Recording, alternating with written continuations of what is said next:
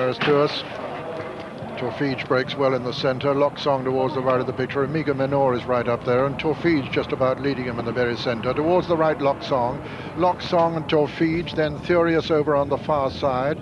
Just in behind them is Wolfhound. Shalford's not far off the pace either, but Torfige in the centre. Towards the right in the sheepskin noseband, Lochsong under Willie Carson. On the far side of Torfige is Furious, with Wolfhound very close.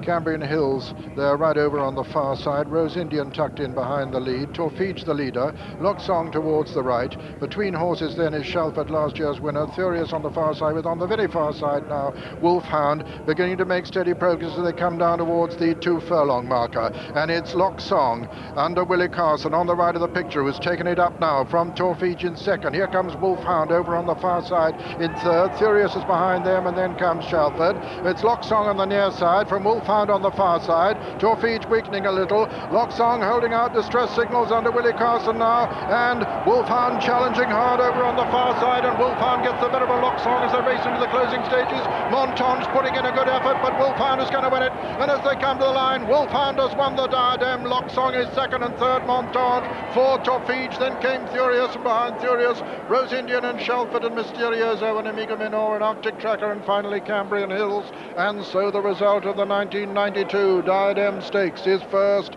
number 7, Wolfhound, owned by Sheikh Mohammed, a fourth winner of the meeting for him, trained by John Gosden and ridden by Steve Cawthon. Second was the gallant filly Lochsong, number 5, owned by Mr. Jeff Smith, trained by Ian Balding and ridden by Willie Carson. And third was number 2, Montendre, second last year and third this time, owned by Mr. David Moore, trained by Matt McCormick and ridden by Pat Edery. Fourth was number 11, the long-time early leader, Torfige. Well, the fantastic run of Lochsong's come to an end, but it didn't look like coming to an end here because she was cruising in front.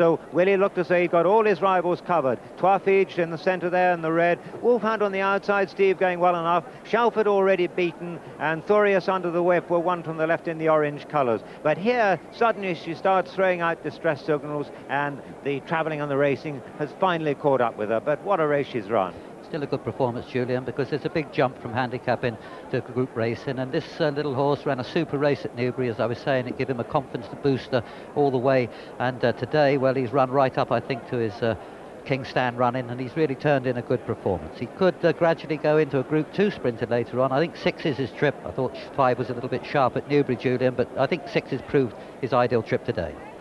Yes, he's won really well, but Lochsong, who was in a handicap at York with 7 stone 10 earlier in the year, you wouldn't have believed she'd have finishing second in the Diadem. A wonderful run. Montendre, who was second last year, finishes third this time. That's 4 out of 8 for Wolfhound now, 94 for the season for John Gosden, and Steve getting near the century, 97 for him. He won this back in 1984 on Never So Bold, the only previous time. And poor Ian Balding must be wondering what he has to do to win a Diadem. He was second in 1989 with Silver Ring, second in 90 with Northern Goddess, and now runner-up this afternoon with this gallant filly Lochsong, who still put up a marvellous performance. Steve returning on this Son of Nureyev out of Lassie Deer by Buck Passer.